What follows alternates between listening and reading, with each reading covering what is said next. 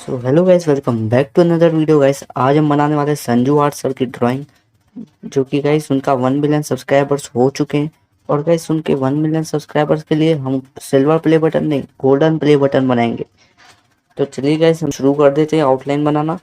और गाइस पहले आउटलाइन जल्दी से बना देते हैं, उसके बाद कलरिंग कर देंगे। और गाइस प्लीज़ ये वीडियो संजू आर्ट सर तक पहुँच जाना चाहिए।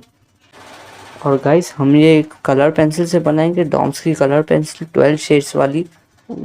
तो गाइस वीडियो को पूरा वॉच करना गाइस, लास्ट में आपको कुछ रिवार्ड मिलेगा।